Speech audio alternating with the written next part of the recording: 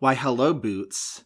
How are you doing today? I have two things to say, and they're very long-winded, and they're not related to each other. So I'm gonna start. The first part is hello, mother. So to set the scene, it's the year 2003, and the best band of all time, the Black Eyed Peas, has just signed on their fourth member, Stacey Fergie Ferguson. And I'm not really even looking this up. I just know this off the top of my head. So you're releasing the third album, Ella Funk. I remember when I was a kid, I said that Fergie looked hot, specifically the picture on the cover.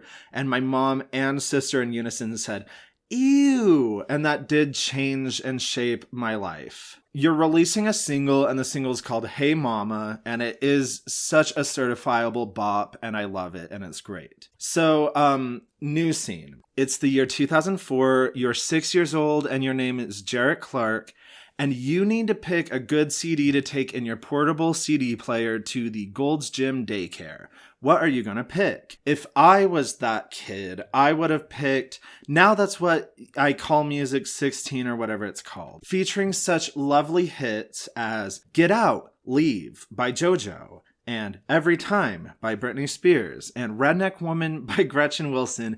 And it says a lot about me that I listened to this album, actually. And of course, we cannot forget Hey Mama by the Black Eyed Peas.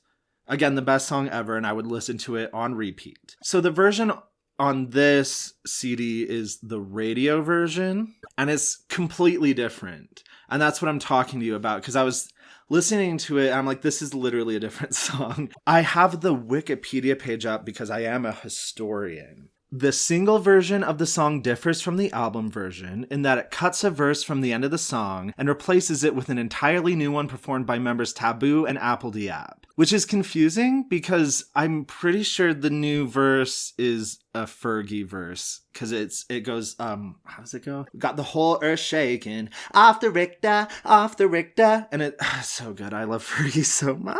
And then it says, it also changes some of the lyrics by removing references to the Middle East due to the Iraq War at the time. And it changes the instrumental, not slightly, it says slightly. It's got like electronic beats in it. And it's actually kind of better on the clean version, which I don't usually say. They changed the lyrics because it's like a clean radio version. So any swear word they change.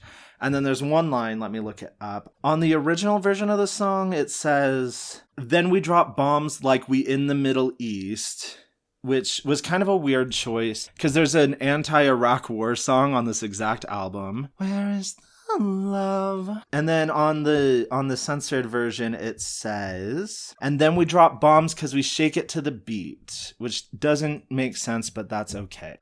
First of all, I have to stop because apparently this song was in Garfield the movie. And I love that. So there is one lyrical change that I think about all the time, and that's the reason for this first half of the video. So on the original version of the song on the album, they say the lyric, we need to carry 9mm clips, don't want to squeeze triggers, just want to squeeze.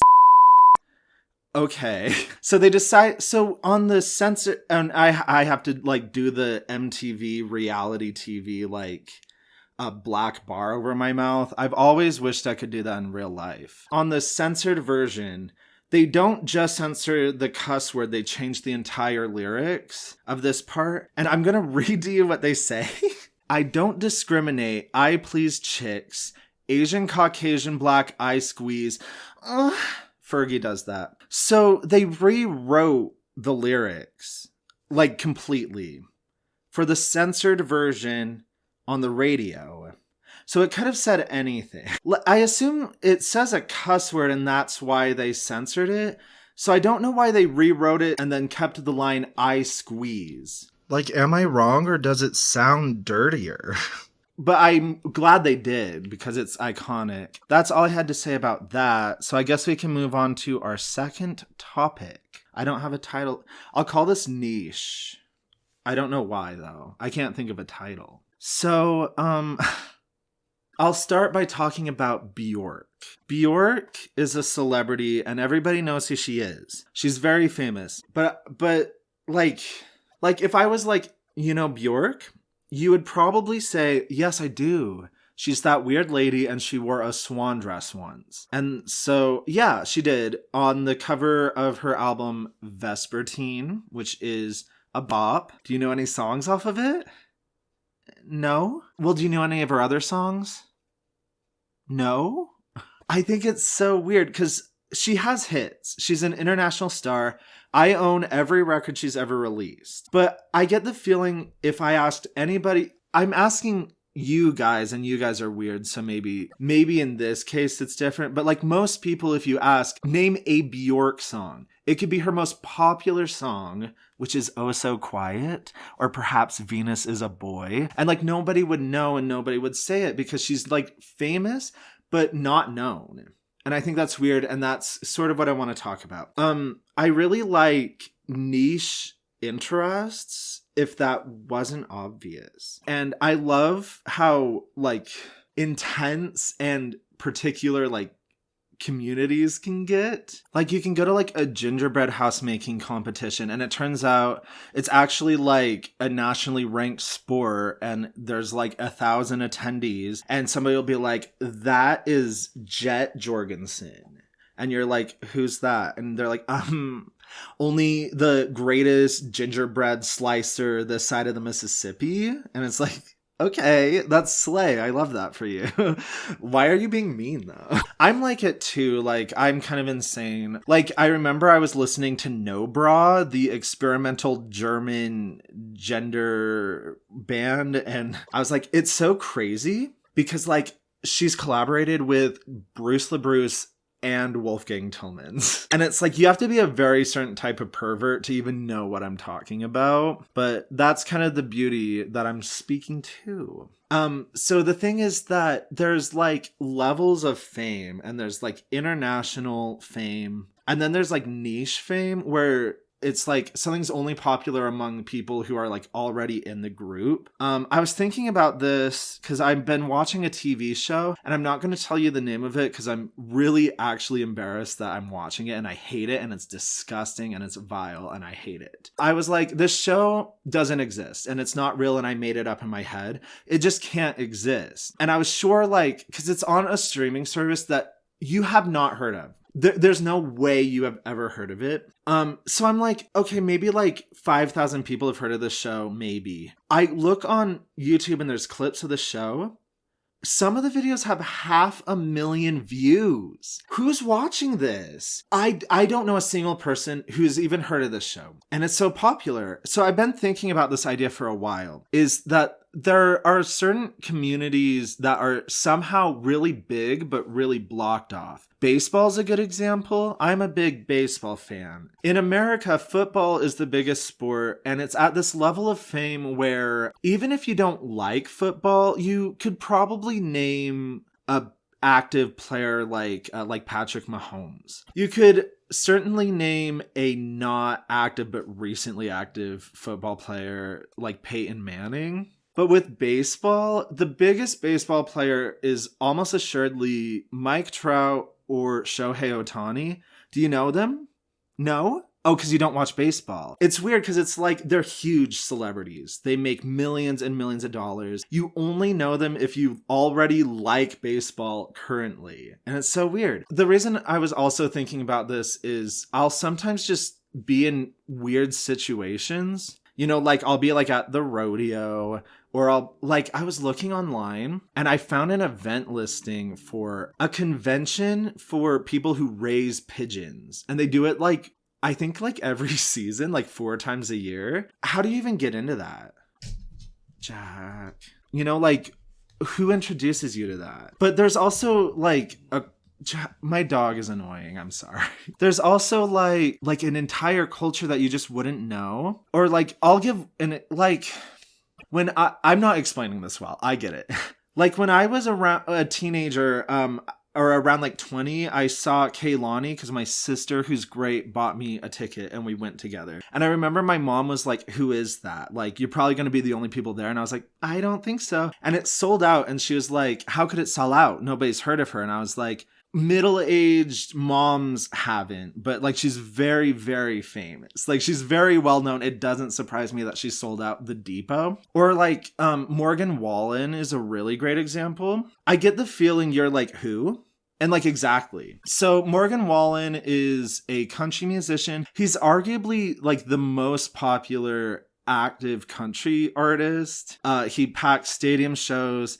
I checked his Spotify and he has 24 million active monthly streams. I have not ever heard a single song by him. I could not name a single song by him. And I've brought him up as an example in real life. And every time I do, people say, who? He's like the biggest country musician. I only really know him because I know he said the N-word once. So he's not like a good guy. Maybe don't listen to him. But it's like, I don't know a single person who knows him. But he's the type of guy where like you'd be at work talking to your coworker and she'd be like, I'm going to the Morgan Wallen concert. And you'd be like, who? And she'd be like, I don't know what he sings. He sings Leave Again or whatever. And you're like, huh? I think part of it too is that I know I'm weird. So when I say a sentence like Suzanne Schoss and Vaginal Cream Davis joined together with Shoo Shoo to do an opera in Germany, that means something to me. I know it means nothing to you. But there's these cultures that are like somehow so foreign to me. And I'm like, I would never know anybody into this. I would never find it myself. My dog just bumped my microphone. Like, I know my redneck cousins don't know who 100 Gex is, but like you'll be hanging out and they'll be like, yeah, I'm listening to Riley Green. And you're like, who's Riley Green? Because I don't listen to bro country. And they're like, yeah, you know him. He had that song about how he wishes grandpas would never die. And you're like, oh, no, I don't. I'm sorry. And then you check and it's like Riley Green gets 5 million plays per month. I unfortunately do know who he is because I like him. I don't believe in the concept of guilty pleasures with the exception of the song There Was This Girl by Riley Green. It makes me cringe. I was listening to it. I was like, I always play music when I'm in the shower because I need to be constantly distracted. And I was playing it on shuffle and it was like cool music. It was like Ash Nico and then it was like Suicidal Idol. And then it's Riley Green, and it's like, I'm in the shower, so I can't change it. So I just play it. And when I came out of the shower, my mom was like, you were listening to country. I mean, like, it was on shuffle, so like I couldn't control it. And she was like, you were singing along. Because there was this girl, beer in her hand, shoot me a play, a little Skinner grin. I can't stand that lyric. That lyric I actually hate. Also, there's this song called AA by Walker Hayes, and the lyrics to that make me want to like actually like shove nails into my eardrums. I said that once on Facebook and I think I hurt people's feelings. I'm sorry. It's okay if you like him. I have horrible taste, so you don't have to listen to me. Anyway, I don't think I support the military. Goodbye. Also, if you want to listen to the Black Eyed Peas, please do. Please listen to I'ma Be. It's so good. Even if it has that one lyric in it. I'ma be a bank lender loaning out. I'm going to censor that part too, but it's such a good lyric. Okay, goodbye.